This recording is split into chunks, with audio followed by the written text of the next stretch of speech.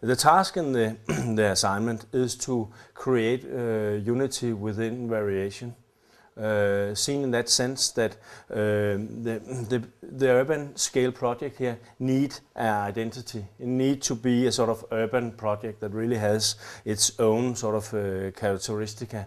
On the same hand, we know that in all urban scale projects, you need a variation to get a lively city out of it. So you need sort of a fixed element in one end, but also the possibility of creating flexible variations in the other end. And that's the task of the assignment. That's to create this sort of design manual and tool to handle in this urban development. The project I'm going to tell you about is an urban scale project in Makkah, Saudi Arabia. And it's a sort of main layout already fixed by a design code, seen in that sense that all the building volumes, for example, all the structure, the roads and all that is fixed in a sort of general plan. To place it in comparison with the geography, then the Holy Shrine is just situated down here. So it's a very fantastic site in the world, very sort of significant in its character. So it's a privilege to be invited into a competition such as this. The task in the assignment is to create unity within variation. Seen in that sense that the urban scale project here need an identity. It need to be a sort of urban project that really has its own sort of characteristica. On the same hand, we know that in all urban scale projects, you need a variation to get a lively city out of it. So you need sort of a fixed element in one end, but also the possibility of creating flexible variations in the other end. And that's the task of the assignment. That's to create this sort of design manual and tool to handle in this urban development. And if you start with what is the characteristic of the already planned elements of this city, then it's the sort of terraces, the whole landscape profile is like a sort of terraces stepping down towards the Holy Shrine down here. So you have this higher buildings stepping down like this. And then the curved lines of the roads going around. So you have sort of the curved lines that organize the whole city, and the buildings placed around that. That's also a very sort of significant element of the layout. And the center is a sort of shopping mall and a central place here, surrounded by these higher buildings. And it has a very dense character, so the buildings are placed sort of very close to each other. So it's a sort of compact design the general plan is posing. And that we have used in our design, because we are saying that, well, this will stand out like nearly a sort of a big mountain of houses. A mountain that we underline by saying that we think that all the buildings should be covered with stone and really having sort of a heaviness over it. A sort of really sterilized landscape that's going out like a carved out mountain, which sort of gives the impact of the main buildings, these guys here, a really sort of a sort of visual impact. And then we make the contrast with that element we call the carpet, a sort of a flying element, a flying carpet that is going around and connecting all the surfaces in the horizontal level. And the idea with that is that if you have this element stretching out like this, then it can be used for many functions in its sort of under it and into it, incorporated into it.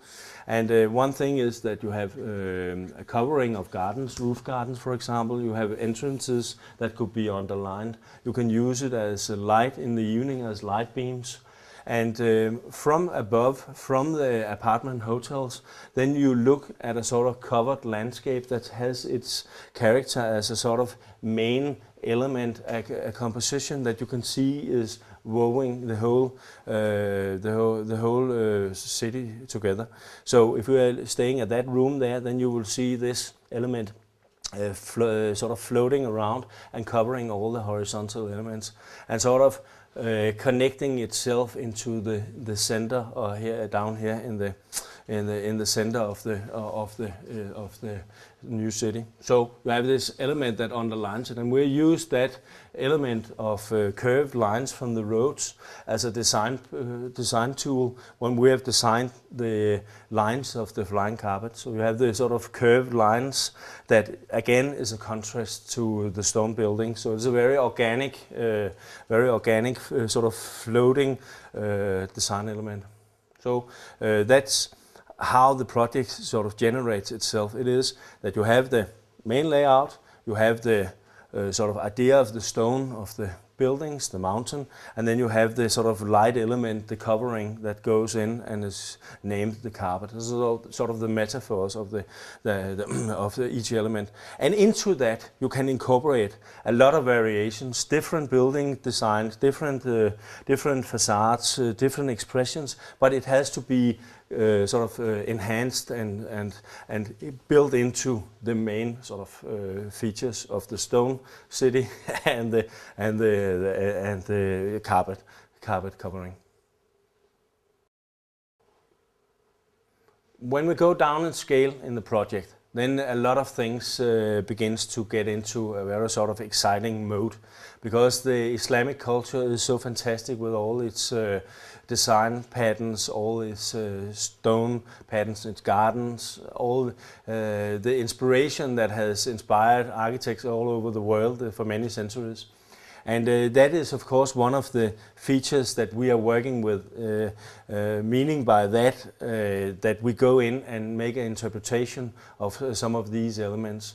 And in this scale of urban design, then it's very important that you get sort of a main layout, of course, a main characteristic of the urban project. But then again, when you go into the single building here, each building, then it has to have a sort of link to the main idea, but it has to have the flexibility to get it into its own sort of piece of architecture.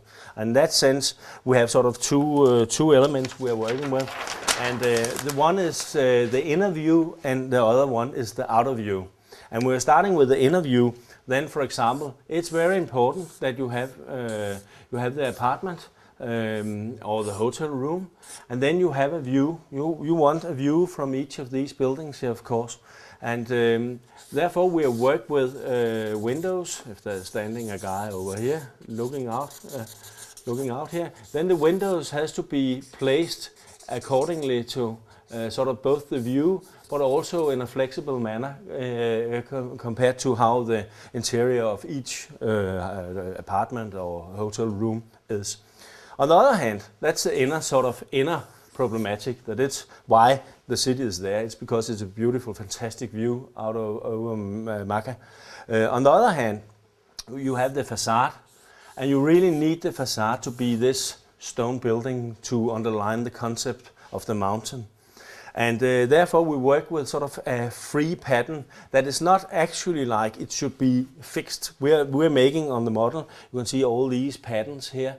They are only icons of how it could be, but the idea is that you don't have any sort of big lines combining each other at the facade, but you have a sort of pattern that is very free in its character.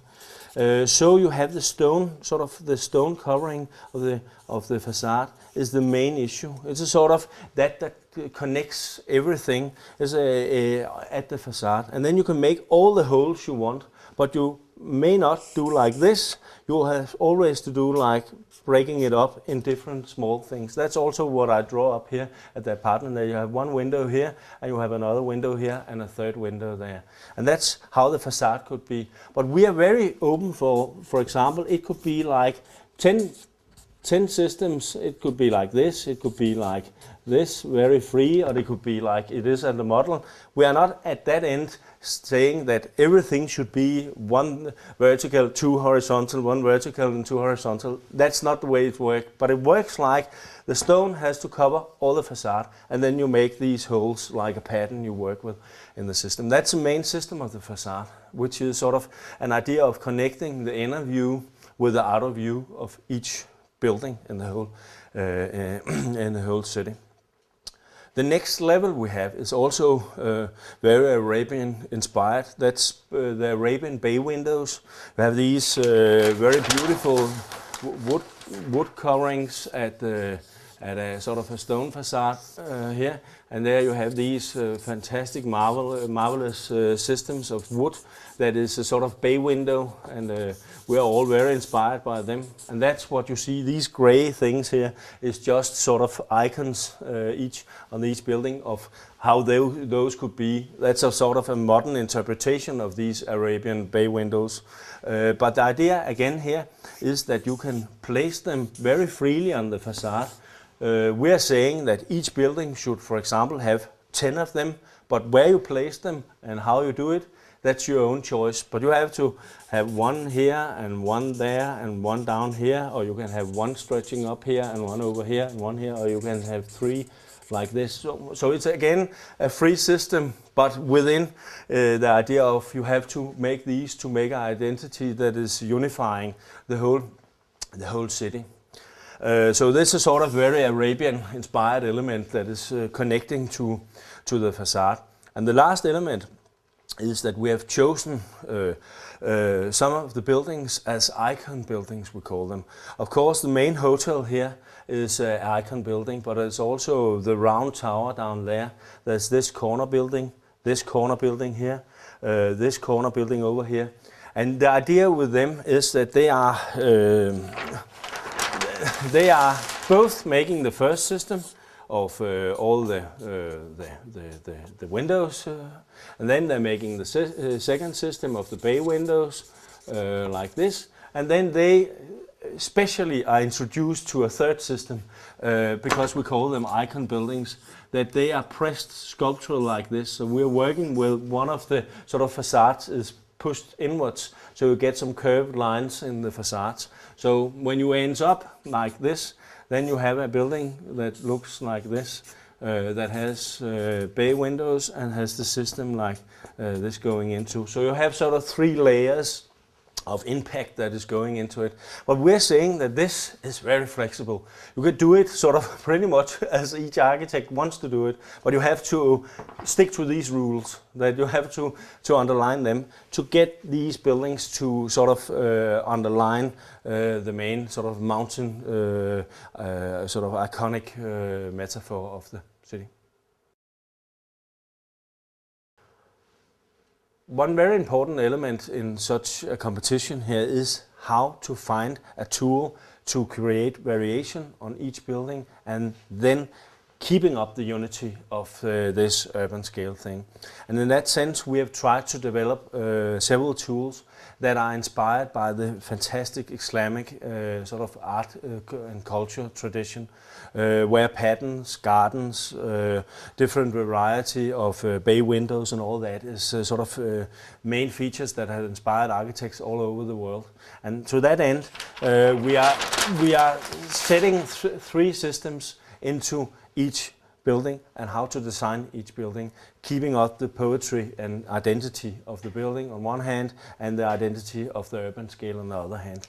The first system is sort of a pattern system, and that is that we have the facade, and then we're saying all the facades should be covered with stone. It could be limestone, local stones. We've been out proposing some elements of stone there, but you have to find and set them up and make samples on that, of course. But the idea is that that's the main idea, because that's the mountain. It's the sort of icon of the mountain is these buildings here, and therefore you have sort of the idea that it's very important that you keep up the surface of each building. But then you need windows in a building. This is sort of, you have to look out, and to that end we are creating a system of patterns. There you can place each window in a pattern like this, but always keeping up the stone surface as a very sort of surface that creates the unity of each building. To that end, you can create a variation, a lot of variations. We are not saying that each building couldn't have its own pattern, but it just needs to be into this sort of main system. So you could have patterns that is like this, and you could have patterns that is like that, and so forth. So this is sort of idea that not control, but gives a tool to design each of the facade. And the next step to that end is the Arabian bay windows, which is a fantastic element. You know the Arabian bay windows stretching out from the stone facades and being very sort of light in its character and very beautiful, making sort of shade and wind into the old historic Islamic buildings. On the model, these bay windows are symbolized by these grey things that doesn't give much poetic sort of impact, but the idea is that these are placed 5 or 10 places on the facade. And again here you are on a free scale of placing them accordingly to your function and to your needs of design. So each building could be like this and this, or have them placed up here, or one up in the top and one in the bottom. So the idea is that this two systems together, the pattern and the bay windows, creates a sort of modern interpretation of an Arabic historic building, Islamic building that has these stone facades as a sort of main feature in it. Then we have chosen 8 iconic buildings that are spread out over the urban landscape, and they are situated in all the corners. So for example, this building here, this building over here with its corner situation, the rotunda down there, and the building here and down here, they are sort of what we call iconic buildings because they sort of underline the composition of the new city. And those buildings have given a third system, which is that we have the sort of the main frame of the sort of the main buildings, the bulk of buildings. But these iconic buildings, they get a sort of a sculptural possibility that you can press the facade like a finger like this, doing like Dutch, and then it's doing like that. So we have these curved lines that underline that they are something special. They are sort of the cornerstones of the main composition. And those buildings would then have the pattern system, the bay window system, and then the sculptural impact system. But only those to underline their importance in the main sort of visual impact of the city. All this adds up to what we will call the inner view, because in the end you can say that the view from a hotel room, the view from a apartment or for office needs to be functional. It's why it's situated there. It's a fantastic view all over, and it's also a fantastic view along the urban landscape here. So therefore we are creating this system of windows that can, if you look into, for example, an apartment, then you could have a window like this over here. You could have a window like this over here. And a bay window could be a part of an apartment going down, like a big sort of opening towards the view. So there's a sort of more flexible openings that underlined on the outside the stone character of the building with the pattern of windows. On the inside, it's creating a lot of flexibility of situating the windows accordingly to view, sun and all that. So it's a sort of system that both looks from outside and looks from inside, and then combines the possibility of creating variation on the one hand, but controlling the main sort of impact of the city. The experience of this new city is unique in the sense that it has so much density, and it has all these levels, the terraces, the roof gardens and all that, combined into sort of one unity. And that's one of our main sort of aim with our design. That is to create sort of this very dense urban character, that you have the very closed, narrow streets to the walls of the city, and then like going in a canyon, moving around in that very sort of stone beautiful landscape of each of the buildings. Then you have this very light element above you that's sort of stretching all over the system and connecting all the elements. One of the features with that flying carpet here, that structure that is connecting the horizontal surfaces, is that it's very flexible in its character. It could be roof gardens, coverings of greenhouses, it could be coverings of entrances to the buildings, but at all it would create a sort of flying lines above you that sort of you in the night is shining down, because there would be light built into the beams. So it is sort of a flying light carpet in the evening, and then in the daytime it would create shade, because it sort of has closed structures where you need it when you go out in the heavy sun that is situated here. So it is sort of a multi-purpose thing. We also incorporated solar cells, for example, in it, knowing of course that Saudi Arabia has a lot of oil, but again you can use the sun here as a sort of high-tech element in the covering of these. So these elements here would have sun panels on the top of them also. So it's sort of a super high-tech structure that used the old sort of icon of a covering over a garden, or a loggia, a pergola, all these elements known for the Islamic garden design. And if you look at this model here, then there are some green dots and blue dots in the system.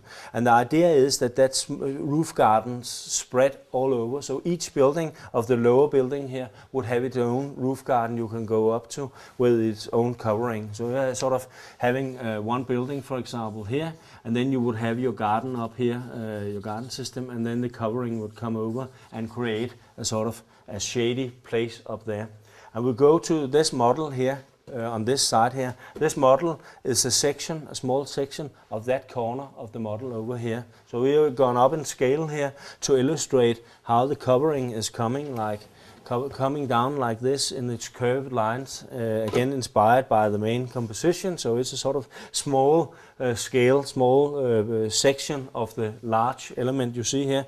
But here you have the covering over a garden, for example. Here you have the covering over an entrance, and you can see the entrance to one of the iconic buildings is sort of angled down, and you have palm trees and water elements, fountains over this roof garden going down in terraces. So it's a sort of a mix, you can say, between keeping up the terrace and the main structure of each of the buildings here, and then use the flying carpet as covering, and then use this as palm trees and wood and so forth.